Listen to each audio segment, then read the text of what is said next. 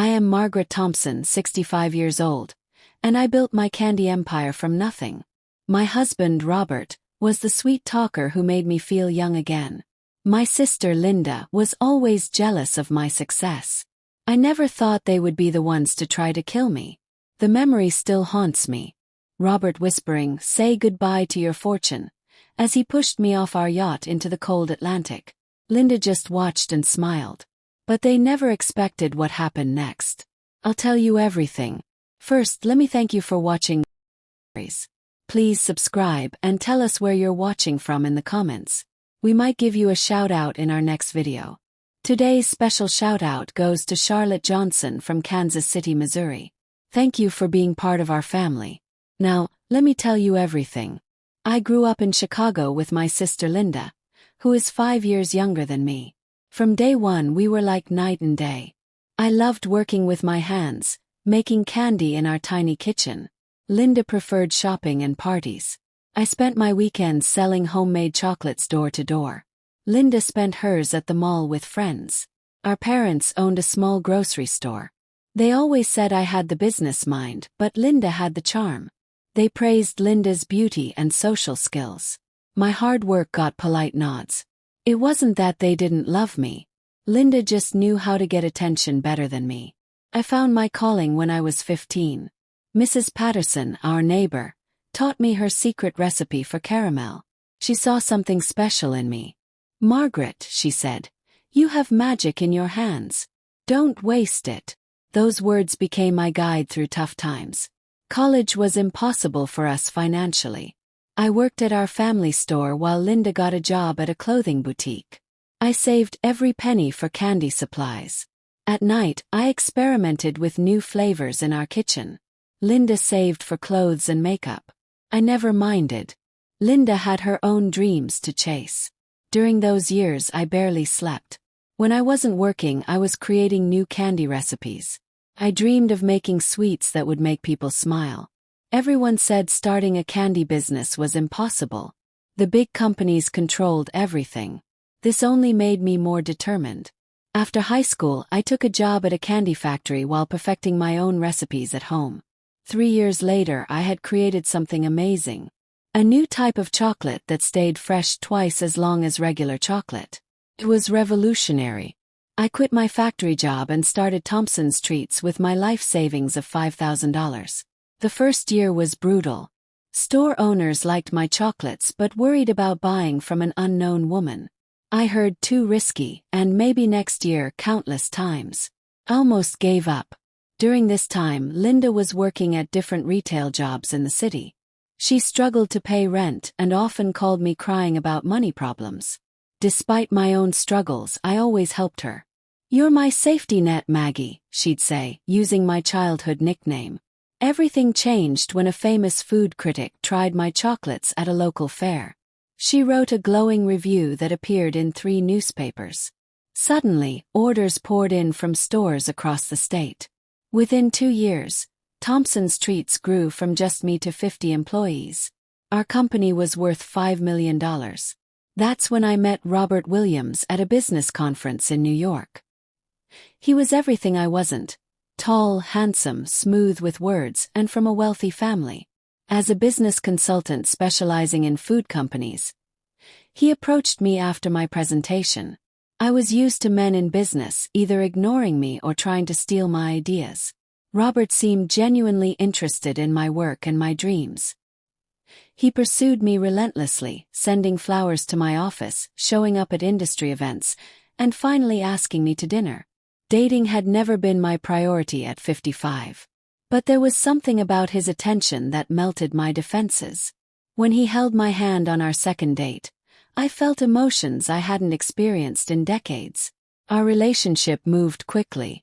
Within 6 months, we were married in a beautiful ceremony at the Chicago Botanical Gardens. Linda was my maid of honor, crying happy tears that seemed real. "You deserve all the love in the world," she told me, hugging me tight. I believed her completely. In those moments, the competition between us seemed to disappear forever. Robert became involved in every part of my life. He offered business advice, introduced me to important people, and suggested I make him Chief Financial Officer of Thompson's Treats. I hesitated at this request. For the first time, I saw anger flash in Robert's eyes. It disappeared quickly, replaced by understanding. Of course, darling. You built this empire. I just want to help you grow it. I appreciated his respect, not knowing it was just a strategic move. Then came the offer that changed everything. Global Foods, the largest snack company in the world, wanted to buy Thompson's Treats for $1 billion. The number was incredible. My board encouraged me to accept, pointing out that Global Foods' resources would help expand my chocolates worldwide. After months of negotiation, I agreed with conditions that protected my recipes and ensured quality standards. The day we signed the deal, Robert threw a celebration party at our mansion. As we raised champagne glasses, I noticed a strange look between him and Linda, who had flown in for the occasion. It was brief, a moment of silent understanding that seemed odd but not alarming. I was too overwhelmed by the sudden wealth to think much about it. $1 billion. The poor girl from Chicago who sold candy door to door was now one of America's richest women. 2 years into my marriage and 1 year after the billion-dollar sale, I began noticing changes in Robert. The man who once couldn't bear to leave my side now had frequent business trips. His loving morning calls became rare. He started taking phone calls in private, his voice dropping to whispers when I came near. First, I thought this was normal. Relationships change, and we were both busy people. But then Linda began visiting our Florida mansion more often. The retail world is so tough right now, she explained when she asked to stay with us temporarily. Just until I figure out my next career move. Those temporary weeks turned into permanent months. I welcomed her presence, thinking it would be wonderful to rebuild our sisterly bond now that money wasn't an issue between us. Looking back, I should have noticed how comfortable Robert and Linda were together. They shared private jokes. Conversations stopped when I entered rooms.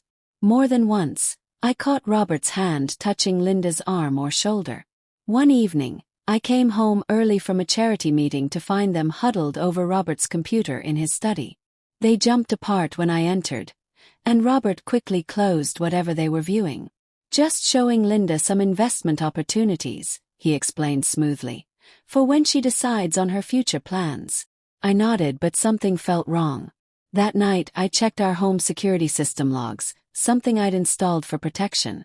Robert's computer had accessed our bank accounts, specifically the ones containing most of my sale money. This wasn't unusual since Robert handled our finances.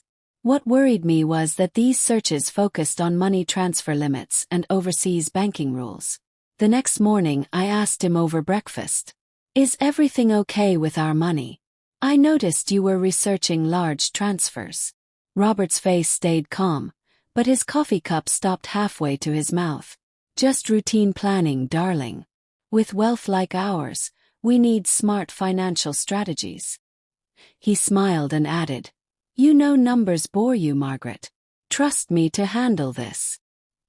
He was right that investment details weren't my strength, but something in his dismissive tone worried me. For the first time, I wondered if I really knew the man I'd married. That afternoon, I called Detective Sarah Mills, a private investigator recommended by my company's security team. "I need thorough background checks on 2 people," I told her quietly. While waiting for Sarah's results, I began watching Robert and Linda's behavior more carefully.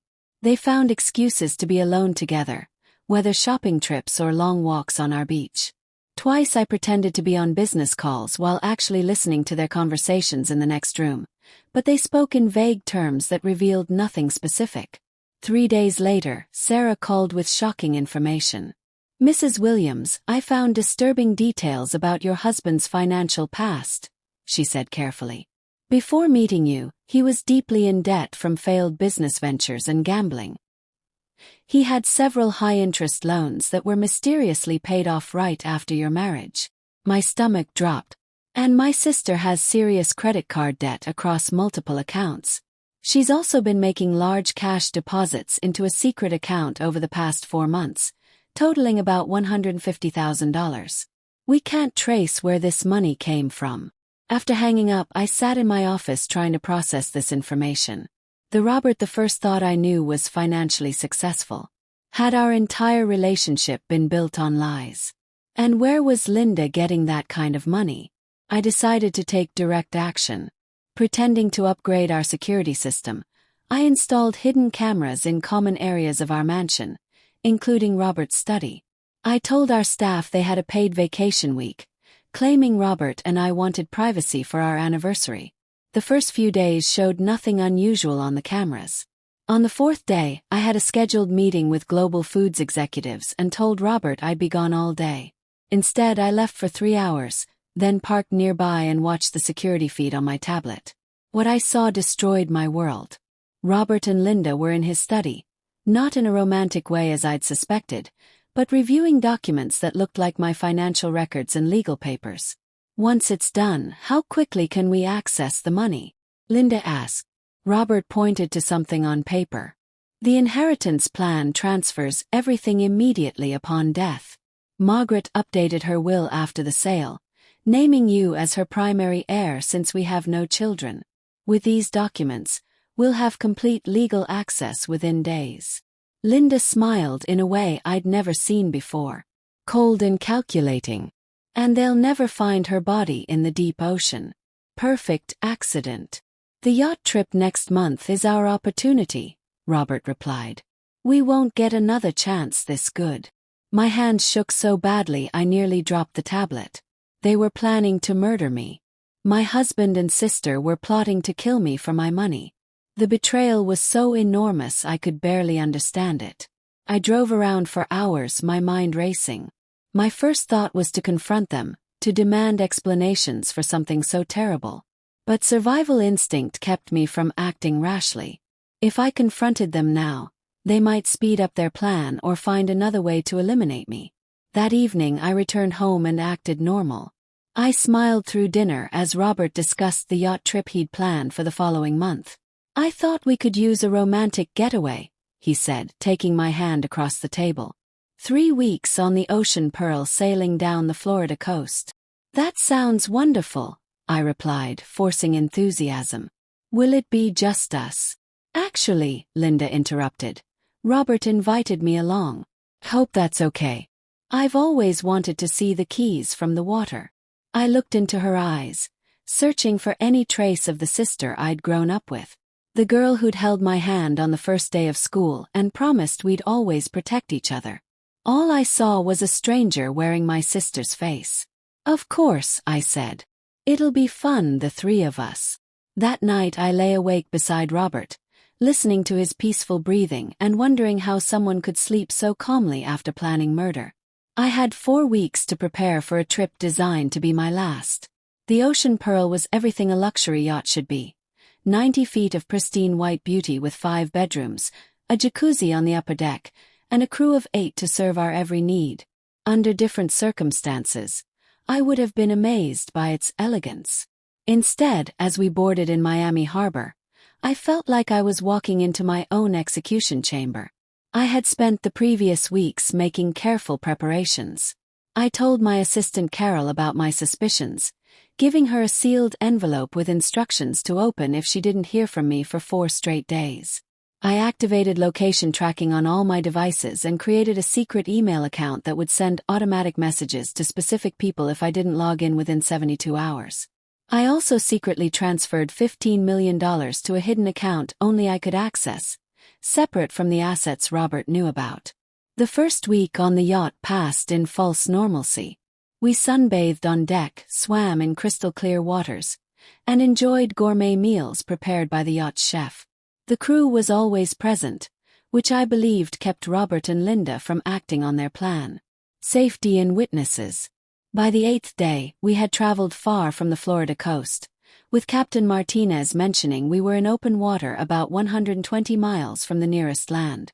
That evening, Linda suggested the crew deserved a night off from serving us dinner, insisting we could manage one meal ourselves. Robert quickly agreed, telling the captain to give everyone the evening off in their quarters. On the 9th night, Robert prepared cocktails on the upper deck as we watched sunset. A special recipe, he said, handing me a colorful drink with a cherry garnish. Try it, honey. I made it extra sweet, just how you like it. I pretended to drink while actually letting the liquid spill away from his view. Delicious, I murmured, then set it down when he turned to make Linda's drink. Over the next hour, I faked increasing drowsiness, slurring words and becoming unsteady. I think I need to lie down, I said, stumbling as I stood. Robert was immediately beside me, his arm around my waist. Let me help you to our cabin. His concern would have seemed loving to observers, but I could feel the tension in his grip, the poorly hidden eagerness.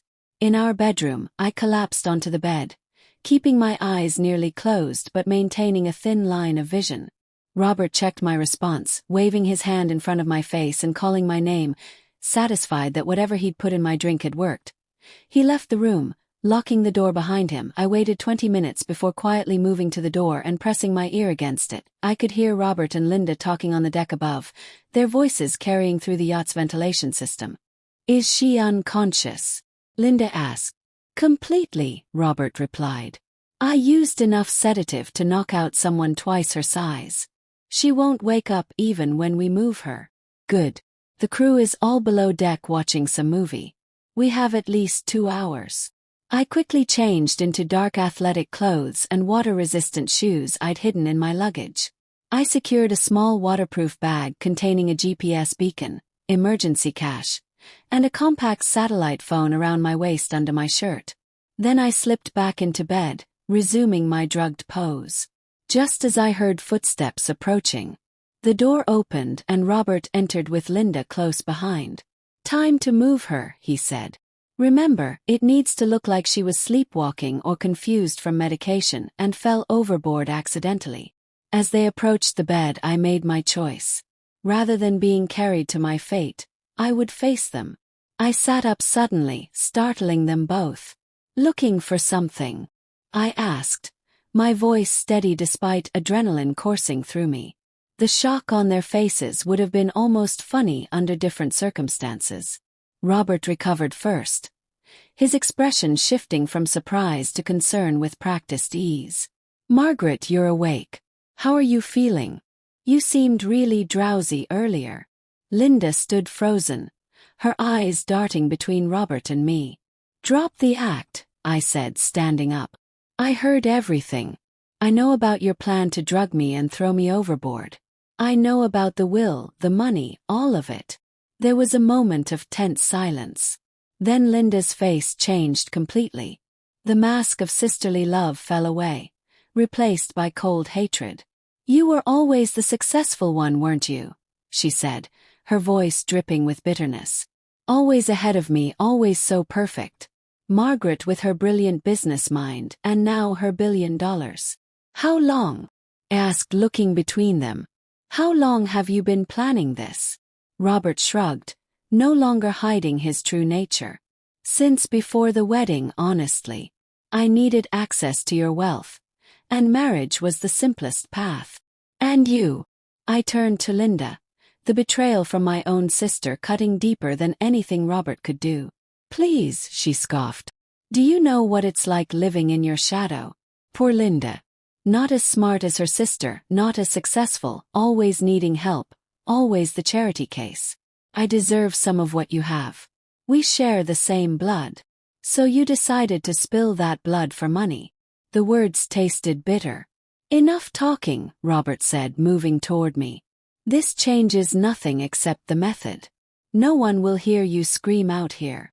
I backed toward the door, but Linda moved to block my exit. Robert lunged for me, and I dodged, sending him crashing into the nightstand. I managed to slip past Linda and ran for the deck, hoping to reach the crew quarters in safety. I made it to the main deck, screaming for help. But the yacht's engines were too loud, the crew cabins too far away. Robert tackled me from behind, his weight knocking the breath from my lungs.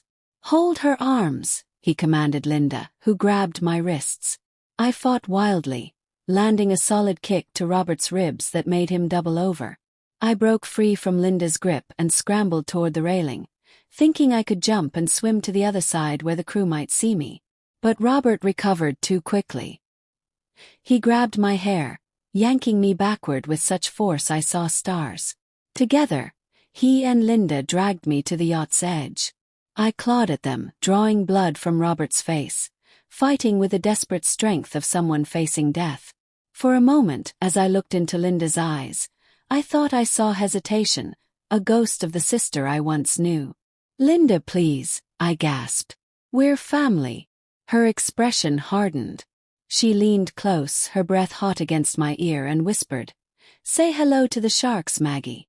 Then she pushed me hard, her hands striking my chest with surprising force. I felt myself falling, Robert's smiling face and Linda's cold eyes getting smaller above me. Then came the shocking impact of hitting water from 25 feet up, like slamming into concrete. The cold surrounded me, water filling my nose and mouth as I plunged beneath the surface. Above me, the yacht's engines roared louder.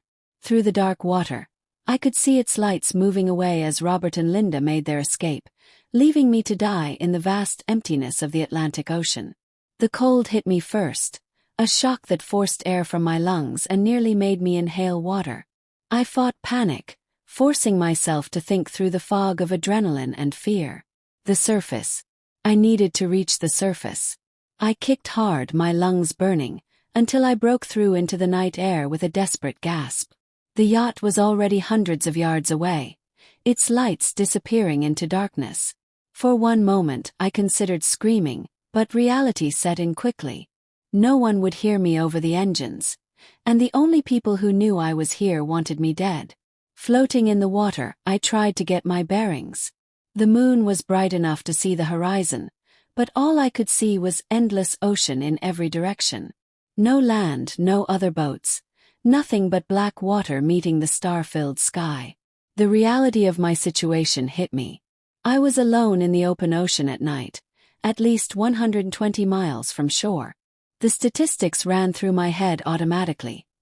Survival time in 70-degree water, likelihood of shark encounters, dehydration rates. None offered much hope. But I had one advantage my would-be killers didn't know about. I had been a competitive swimmer in high school, not professional level, but good enough to earn recognition. I had the technique and endurance most people lacked. And more importantly, I had prepared for this possibility, though hastily. I reached under my shirt for the waterproof bag. Inside was the GPS beacon, which I immediately activated. The tiny light blinked, showing it was working. Whether anyone would pick up the signal this far out was another question entirely.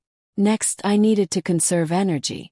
Hypothermia would kill me faster than exhaustion if I kept actively swimming all night. I switched to a relaxed backstroke, focusing on keeping my face above water while using minimal energy. As I floated, staring up at the vast canopy of stars, my mind cycled through emotions. Disbelief at the betrayal, anger at their cruelty, fear of my circumstances, and beneath it all, a steel determination to survive, if only to see justice done. Hours passed. My teeth chattered uncontrollably, and my limbs grew increasingly numb despite my efforts to keep moving. I thought of a survival course I'd taken 5 years ago during a corporate retreat. Our instructor, a former Coast Guard officer named Captain Lee, had emphasized mental strength above all else. "Your mind will quit before your body," he'd said. "Tell yourself you can last one more minute, then another, then another. Break survival into manageable pieces." So that's what I did. One more minute, one more breath cycle, one more look at the stars. The night seemed endless, but eventually the black sky began to lighten almost imperceptibly in the east. Dawn brought a new challenge: the sun. Without protection, dehydration would become my enemy. I had no choice but to continue swimming, hoping to encounter something, anything that might help my survival. Mid-morning, I spotted something floating in the water about 75 yards away. Swimming toward it, I discovered it was a life preserver from the yacht, presumably thrown overboard during our struggle. This small piece of buoyancy was a lifeline. I clung to it, allowing my exhausted muscles to rest while keeping my head above water. The day passed in a blur of sun, thirst, and growing despair. I had been in the water for nearly 24 hours when I heard the distant sound of a motor. At first I thought it was a hallucination born of desperation, but then I saw it. A medium-sized fishing boat perhaps 3/4 of a mile away. Summoning my remaining strength, I waved the life preserver above my head and screamed until my throat was raw.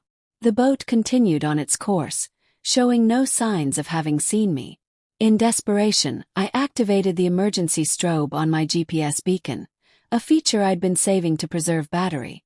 The tiny light seemed pathetic against the ocean's vastness, but miraculously, the boat changed direction. They had seen me. As it drew closer, I could see 3 people on board, an older woman and 2 younger men, perhaps her sons. They stared in disbelief as they pulled alongside me. "My goodness," the woman exclaimed. "A lady in the middle of nowhere." "Help," I croaked, my voice barely functioning after hours of salt water and screaming. "Please." They pulled me aboard the vessel, which I could now see was named Lucky Catch in bright blue letters across its bow. The younger men wrapped blankets around my shivering body, while the woman, who introduced herself as Captain Rosa Martinez, asked questions in accented English. "How did you get here? Where is your boat? What happened?" I couldn't tell them the full truth. Not yet. "Accident," I managed. "Fell overboard. Yacht." Captain Rosa exchanged doubtful glances with her sons. A well-dressed American woman miles from shore with no vessel in sight wasn't common in their fishing grounds. "No boats passed here," one son said. "Not for 3 days." I closed my eyes, too exhausted to explain or convince them. Captain Rosa, whatever her suspicions, prioritized my immediate needs. "Rest now, Senora. Questions later. Boys, get her water slowly. And the medical kit." Over the next several hours, as the fishing boat headed toward shore, I drifted in and out of consciousness. They treated my saltwater wounds, hydrated me carefully, and kept me warm as my body temperature slowly returned to normal. By evening, I had recovered enough to sit up and speak more clearly. Captain Rosa sat across from me in the small cabin, her weathered face serious. "Now, Senora, you tell us the real story. We are 8 hours from shore. Police will have questions." I made a decision then. These people had saved my life, but involving them further might put them in danger. Robert and Linda believed I was dead, and that gave me an advantage I couldn't sacrifice. "My name is Margaret Thompson," I said, using my maiden name. "I was on a private yacht with people I thought I could trust. There was an argument. They pushed me overboard and left me to die." Rosa's eyes widened. "This is attempted murder. We must report to authorities." I shook my head. "Please, I need to handle this my way. These people are wealthy and connected. They would deny everything and you'd be pulled into something dangerous." "But justice." "I will get justice," I assured her, new resolve hardening within me. "But first I need to disappear. Can you help me reach shore quietly? I can pay you well for your trouble." Captain Rosa seemed conflicted, but her sons leaned forward eagerly. "How well?" I named a figure that made all 3 people's eyebrows rise. "In cash, once I can access certain resources." After discussion in rapid Spanish, they agreed. The following morning, they docked at a small fishing village away from tourist areas. True to my word, I used emergency cash from my waterproof bag to pay for a room at a modest motel and gave them a substantial down payment on my promised amount. "I will send the rest," I assured them. "But please tell no one you found me." Once alone in the small motel room, I finally allowed myself to break down. The tears came in violent waves, the full weight of betrayal crushing me now that immediate survival was no longer my focus. My own sister, my husband, the 2 people I should have been able to trust above all others, had tried to murder me for money. When the emotional storm passed, I was left with clarity I'd never experienced before. I accessed my emergency email using the motel's computer and contacted Carol, my assistant, whose loyalty had been proven over years. Carol's response was immediate and emotional, but professional as always. "Oh my God, Margaret. I opened your envelope yesterday after not hearing from you. I've been beside myself. Robert and Linda returned 3 days ago. They reported you missing, claiming you fell overboard during the night while they were sleeping. Search and rescue operations were called off this morning. Robert gave a tearful press conference. What do you need me to do? So the plan was proceeding exactly as they'd intended. I was officially presumed dead, and they were positioning themselves to inherit my fortune. I typed a careful response to Carol outlining what I needed: secure communication channels, access to my hidden funds, and absolute secrecy about my survival.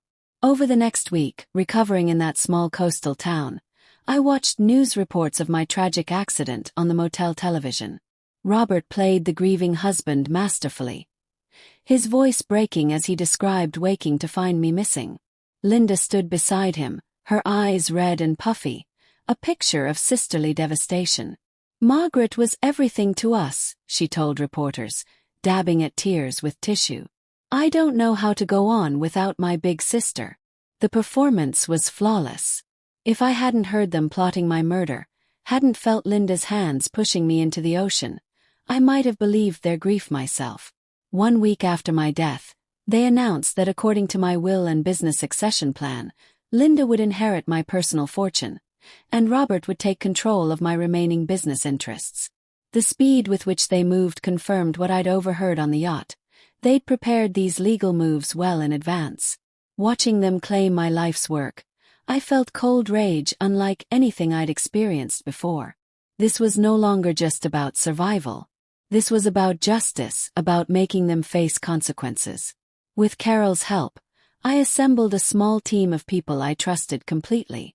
James Patterson, my corporate lawyer who had warned against my marriage to Robert from the beginning. Maya Singh, a cybersecurity expert who had worked with Thompson's Treats. And Detective Sarah Mills, the private investigator who had uncovered Robert's financial troubles. From my hideout in the coastal town, I began planning my return, not as a victim seeking help, but as the architect of their downfall. The small motel room became my command center. I dyed my naturally gray hair black, wore sunglasses even indoors, and used the alias Martha Lane in all local interactions. No one connected the sun-weathered, dark-haired woman keeping to herself with a wealthy businesswoman whose tragic death made national news.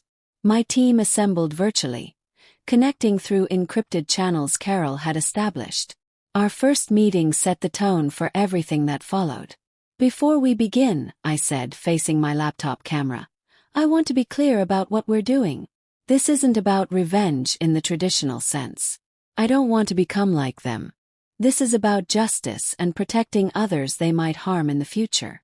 James, his distinguished appearance filling one section of my screen, nodded in agreement. What they did was attempted murder, plain and simple. But proving it will be challenging without direct evidence. That's where I come in, Sarah said from another window. The private investigator had been working non-stop since my disappearance. I've been monitoring their activities since they returned. They're already spending your money, Margaret. New cars, jewelry, a down payment on a vacation home in the Hamptons. And I've been tracking their digital footprint, Maya added, her youthful face serious beneath her colorful hijab. Robert has been researching countries without extradition treaties. They're planning to transfer large amounts offshore within the month. The information fueled my determination. Then we work backward, I said. We need 3 types of evidence: proof of their plot before the yacht trip, documentation of the financial fraud they're currently committing, and if possible, direct evidence of the murder attempt itself. Over the next 4 weeks, my team executed a methodical plan. James reviewed all legal documents Robert and Linda had filed since my death, identifying numerous irregularities and forged signatures. Sarah dug deeper into Robert's past, uncovering disturbing patterns. I found 3 previous wives who died under suspicious circumstances, she reported during our 4th week. All wealthy, all in accidents where Robert was the last person to see them alive. None had enough evidence for charges, but the pattern is clear.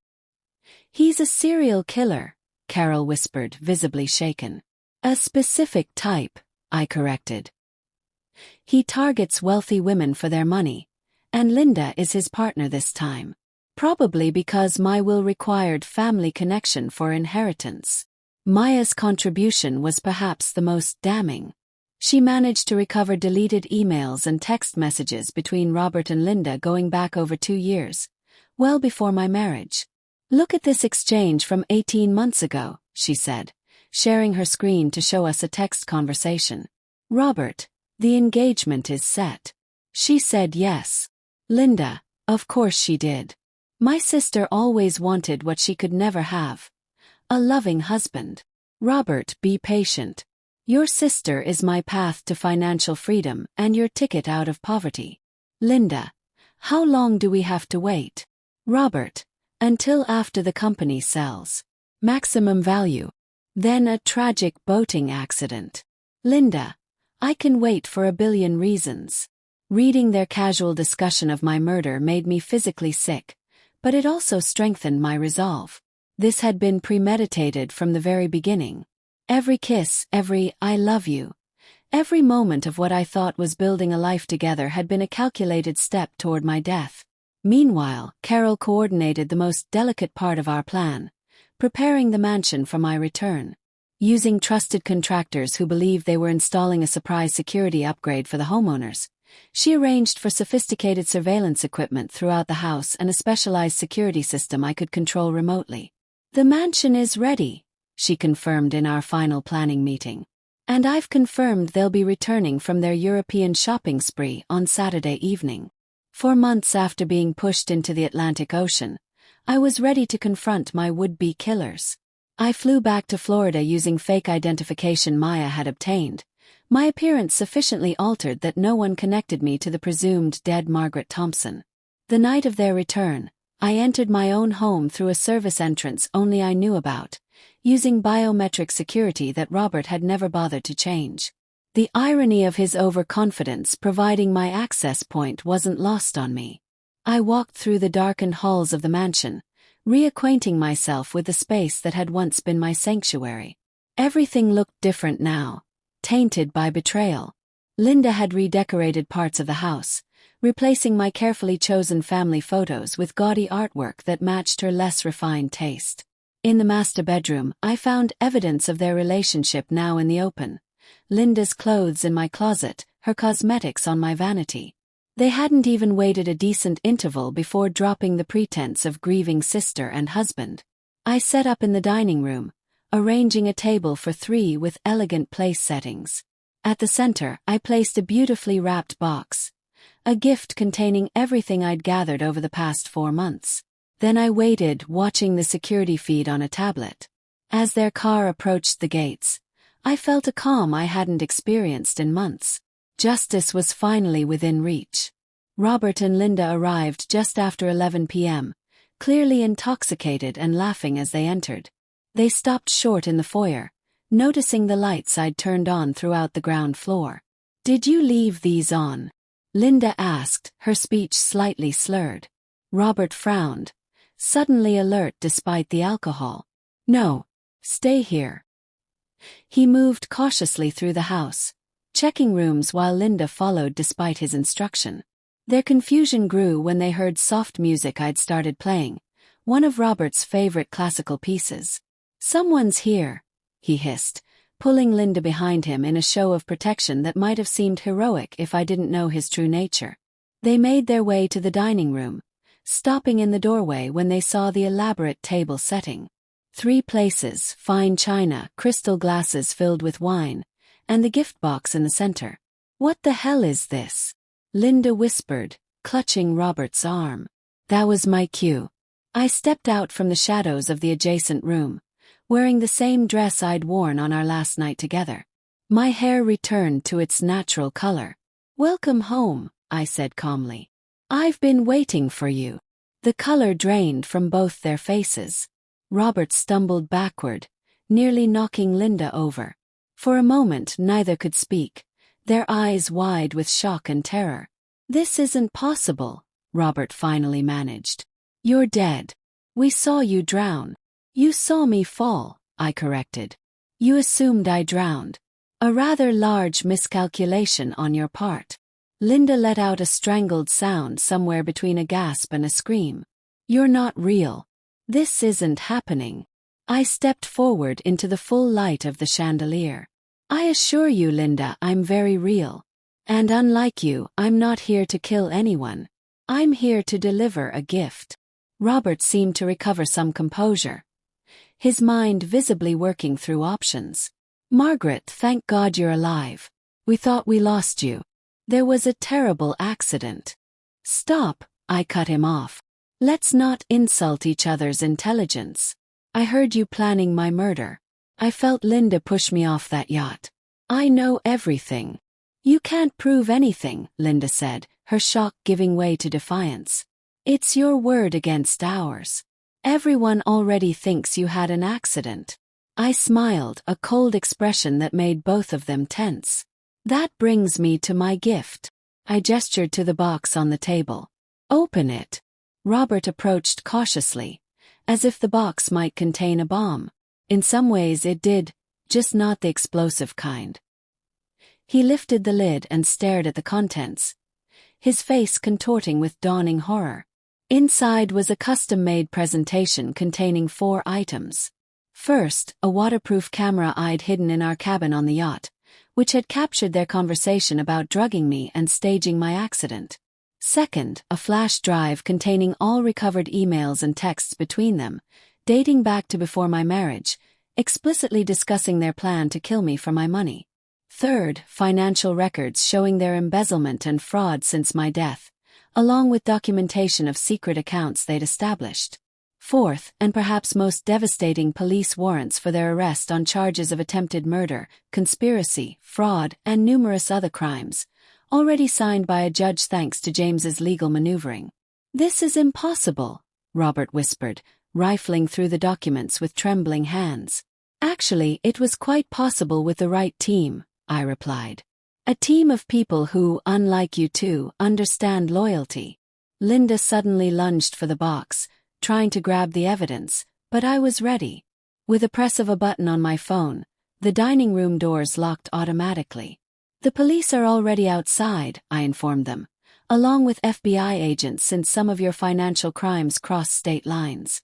They were waiting for my signal, which I just sent. Robert's face transformed, the mask of civilized behavior dropping entirely to reveal the predator beneath. He flipped the heavy dining table toward me with surprising strength, sending dishes crashing to the floor, and charged toward a side door. It was locked, of course. All exits were secured except the main entrance where law enforcement waited. Realizing this, he turned on me with murderous rage, grabbing a steak knife from the scattered cutlery on the floor. You think you're so clever, he snarled, advancing toward me. If I'm going down, you're coming with me, for real this time. I stood my ground. The difference between us, Robert, is that I planned for every possibility. As he lunged, the hidden door behind me opened, revealing Sarah and 2 security specialists who had been waiting out of sight. They tackled Robert, disarming him with professional efficiency. Linda, seeing her accomplice subdued, broke down completely. She collapsed to the floor, sobbing and rocking back and forth. It was his idea, she wailed. He made me do it. I never wanted to hurt you, Maggie. I looked down at my sister, the person who had shared my childhood, who had once been my closest family, now reduced to a pathetic, crying mess, trying to save herself by betraying her partner in crime. You whispered in my ear before pushing me off that yacht, I reminded her, my voice steady. You told me to say hello to the sharks. Was that his idea too? She had no answer, only more tears. The police entered then, reading them their rights as they were handcuffed. Robert continued to struggle and threaten while Linda went limp, still crying and trying to plead her case to anyone who would listen. As they were led away, I stood in my reclaimed home, surrounded by the wreckage of the confrontation. The victory felt hollow in some ways. I had survived. I had stopped them from enjoying the fruits of their crime. Justice would be served. But nothing could restore what I had lost, my trust in the people I had loved most. Yet amid the broken glass and scattered evidence of betrayal, I felt something unexpected. Freedom. The worst had happened and I had survived it. What was there left to fear? The moments after Robert and Linda were taken into custody stretched into a strange, suspended silence. The dining room, once the setting for intimate family dinners, now lay in disarray, a physical manifestation of the destruction of those relationships. Crystal fragments caught light from the chandelier, scattering tiny rainbows across the walls like misplaced celebrations. FBI agent Rodriguez approached, her face professionally neutral, but her eyes conveying something like respect. "Mrs. Thompson, we'll need your formal statement, but it can wait until tomorrow if you prefer. You've been through quite an ordeal." I nodded, suddenly exhausted. Now that the adrenaline was ebbing, I felt every one of my 65 years. Tomorrow would be better. I need some time. After the law enforcement teams departed, taking the evidence with them, I was left with Carol, Sarah, and the security specialists. The house felt too large, too empty, yet simultaneously suffocating with memories. "You shouldn't stay here tonight," Carol suggested gently. "I have a hotel suite ready. Clean clothes, everything you need." I agreed, too drained to argue. As we walked to the car, Sarah briefed me on what would happen next. "They'll be held without bail given the severity of the charges and flight risk. The preliminary hearing will likely be within 72 hours. The hotel suite Carol had arranged was blessedly anonymous, a neutral space untainted by betrayal. I showered for nearly an hour, as if the hot water could wash away more than just the physical remnants of the day. Afterward, wrapped in a plush robe, I joined my small team in the suite's living area. "What happens now?" Maya asked, her usual technological confidence replaced by uncertainty in this human domain. "Now," I said, "we prepare for the media storm. Once news breaks that I'm alive, there will be a frenzy. James is filing motions to freeze all assets Robert and Linda tried to access. And personally, I start rebuilding." Sleep didn't come easily that night, but for the first time in months, it wasn't fear keeping me awake. It was possibilities. The world thought Margaret Thompson had died. Perhaps in some ways she had.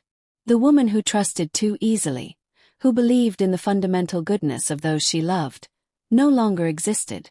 But who would take her place? The next morning brought the media explosion we'd anticipated. My resurrection from the dead and the arrest of my husband and sister on attempted murder charges created a perfect storm of public interest. James had prepared a simple statement confirming I was alive, that criminal proceedings were underway, and requesting privacy during this difficult time. Of course, privacy was the one thing money couldn't buy in this situation. Every news outlet, talk show, and true crime podcast wanted an exclusive. Social media exploded with hashtags like #BackFromTheDead and #Billion-Dollar-Betrayal. Old photos of Robert, Linda, and me at charity events were analyzed for signs people claimed to have missed. Through James's connections, I arranged to give a single interview to a respected journalist known for her integrity.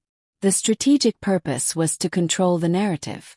The personal purpose was to say my piece and then retreat from the spotlight to heal. "They underestimated you," the journalist observed during our carefully managed conversation. "What do you think was their biggest mistake?" I considered this, thinking back to those dark moments in the ocean. They saw only what they wanted from me, money and status. They never saw me, the whole person with skills and determination they never bothered to learn about. In the end, they were defeated by the parts of me they ignored. The preliminary hearing was a media circus. I attended wearing a simple black suit, my posture straight, my expression composed.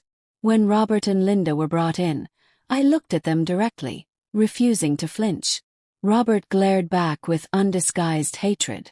Linda couldn't meet my eyes. The evidence was overwhelming. The recording from the yacht alone was devastating, capturing their explicit discussion of murdering me for my money. Their electronic communications provided years of premeditation. The financial records showed fraud both before and after my presumed death. Both were denied bail. As they were led away, Linda finally looked at me. Her expression was a complex mixture of shame, anger, and something that might have been regret. I gave her nothing in return. No hatred, but no forgiveness either. Just the steady gaze of someone who had moved beyond her power to hurt. Outside the courthouse, reporters shouted questions about how it felt to face my would-be killers. I paused before getting into the waiting car. Justice is not the same as healing, I said. Today was about justice. Healing is my private journey. The months that followed were filled with legal proceedings. Robert and Linda turned on each other, each trying to minimize their own guilt by implicating the other. The prosecution had little trouble building their case with our evidence and their mutual betrayal. Throughout this period, I began the process of reclaiming my life. I moved out of the mansion, too tainted by memories to ever feel like home again. I purchased a modern, secure condominium overlooking the bay. Its open layout and walls of glass a deliberate contrast to the hiding and secrets of the past year.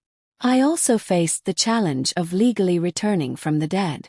The paperwork was staggering. Undoing death certificates, reclaiming frozen accounts, re-establishing legal identity. James handled most of it, but some things required my personal attention. The irony, James remarked during one marathon document signing session, is that Robert and Linda actually made some of this easier by moving so quickly to claim your assets. Their fraud means many transfers were never fully completed. 11 months after the night of confrontation, the trials concluded. Robert, with his history of suspicious deaths and role as the mastermind, received a sentence of life without possibility of parole for attempted murder, conspiracy, and fraud. Linda received 25 years, a lighter sentence reflecting her secondary role and eventual cooperation with prosecutors. I attended the sentencing not out of vindictiveness, but to close that chapter definitively. As the bailiff led Linda away, she turned toward me. "Margaret," she called out, her voice breaking. "I'm sorry. Not for getting caught, but for everything. I know you'll never forgive me." I wouldn't either. I didn't respond. Some wounds went too deep for words to bridge, some betrayals too fundamental to ever repair. The door closed behind her, and with it, I closed the door on that part of my life. Later that evening, alone in my condominium, I stood at the window watching the lights of boats in the bay, each moving through darkness, guided by their own navigation systems, plotting their own course through potentially treacherous waters. Not so different from people, really.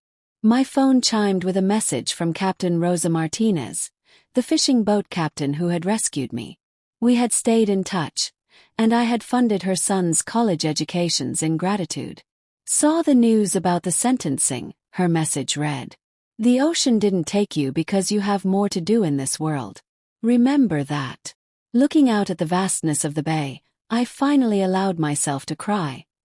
Not from grief or anger, but from release. I had survived the unsurvivable twice over.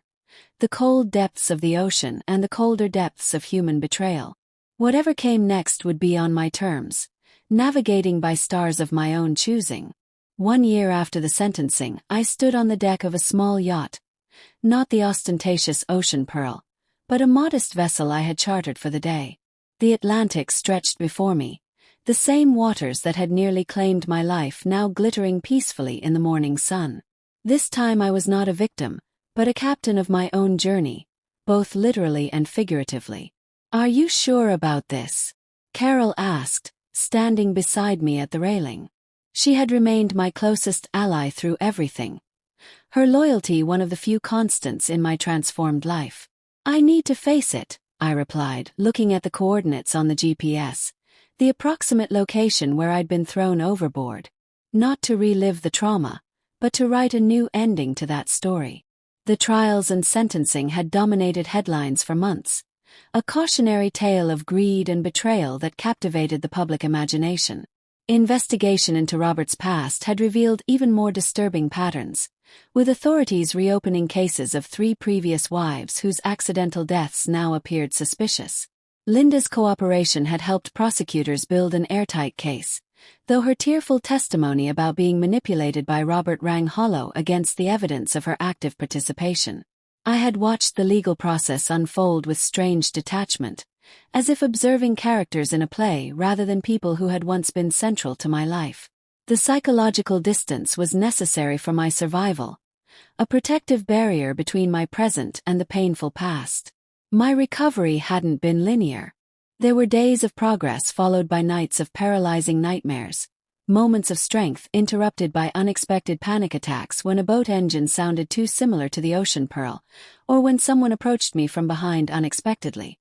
4 months after the sentencing, on James's advice, I began working with Dr. Patricia Gonzalez, a therapist specializing in trauma and betrayal. Our sessions were challenging, forcing me to confront not just the physical trauma of nearly drowning, but the deeper wounds of trust violated by those closest to me. The hardest betrayals to heal from are those perpetrated by people who were supposed to love us, Dr. Gonzalez observed during one particularly difficult session. Your experience was extreme, but the fundamental wound, broken trust, is something many people understand. That insight led to my first concrete step toward meaningful recovery: founding the Second Chance Foundation, an organization dedicated to helping victims of financial crimes and domestic betrayal. The foundation provided legal support, therapy resources, and emergency funds for people trying to escape dangerous relationships, particularly those complicated by financial control and manipulation. Why Second Chance? A reporter asked at the foundation's launch.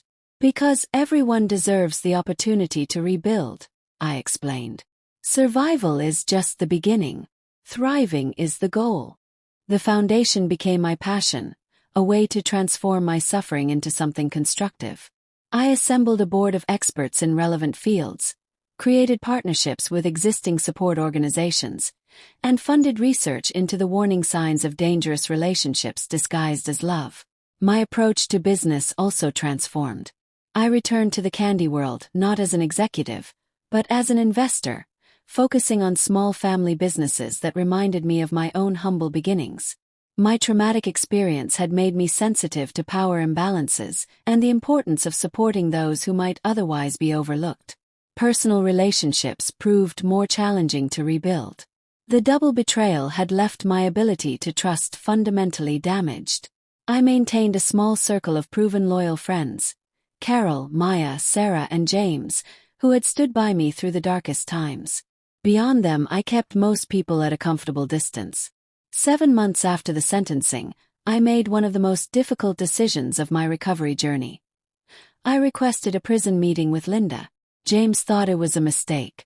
Dr. Gonzalez supported it as a potential step toward closure, provided I had realistic expectations. The meeting took place in a sterile visitation room under the watchful eyes of corrections officers. Linda looked smaller somehow, the prison uniform hanging loosely on her frame, her once perfectly maintained appearance now plain and institutional. When I entered, her eyes widened with surprise. She had requested meetings several times, but this was the first I'd accepted.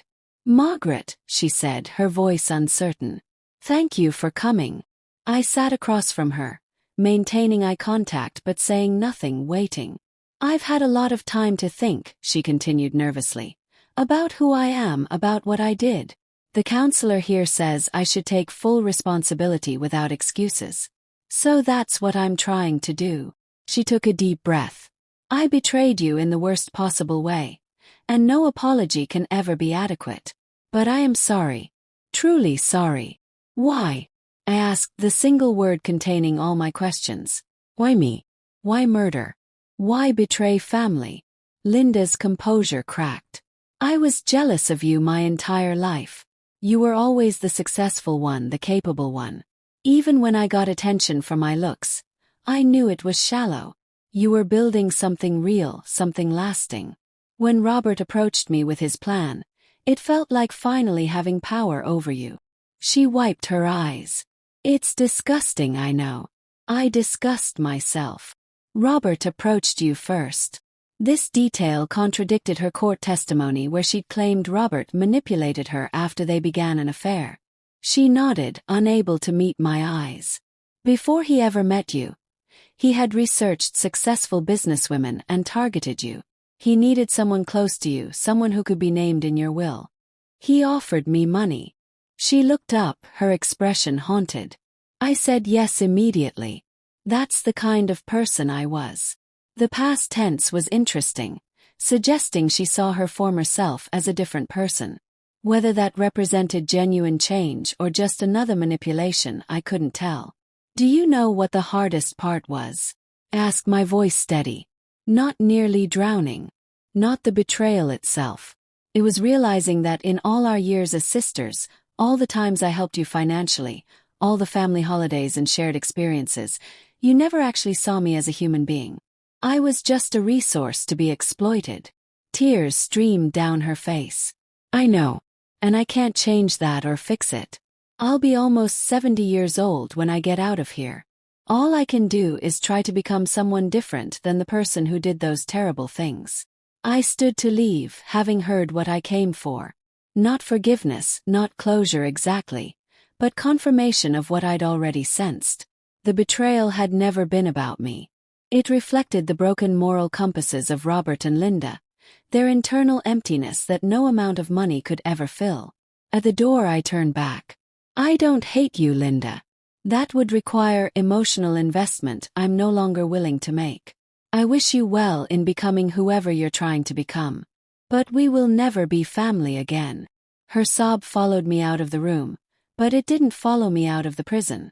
For the first time, I felt truly free of the emotional weight of her betrayal. Now, standing on the yacht at the site of my near-death, I completed another circle of healing. I had brought yellow roses, one for each month of my recovery journey. One by one, I dropped them into the water, watching them float away on the current. "This isn't about forgiveness," I said to Carol and the small group of friends who had accompanied me on this pilgrimage. "It's about reclaiming this space, this experience, about acknowledging that I survived not just through luck, but through my own strength and the help of good people." The final rose I held for a moment longer. "This one is for the person I was before, the trusting woman who died in these waters. I honor her memory, but I don't mourn her anymore.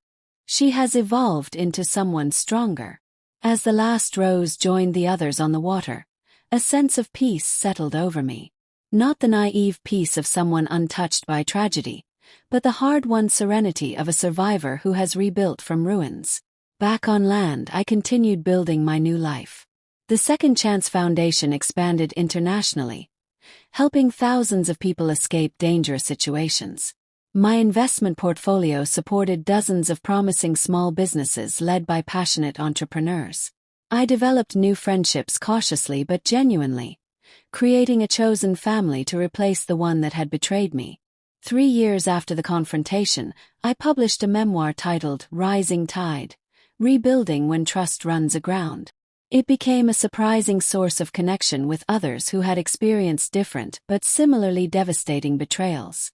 The book's success led to speaking engagements where I shared my journey not as a victim, but as someone who had faced the worst and emerged whole, if changed. The most important lesson I learned, I told an audience of survivors at a Second Chance Foundation event, is that while trust can be broken catastrophically, it can also be rebuilt deliberately. Not as a default setting anymore, but as a conscious choice based on evidence and boundaries. And paradoxically, that kind of trust, earned rather than given blindly, creates stronger connections than I had before. I never remarried or even dated seriously in those first years of recovery. Some wounds needed more time than others, but I remained open to possibility, refusing to let Robert and Linda steal future joy from me along with everything else they had tried to take. Today, watching the ocean from my yacht, I see it differently than I once did.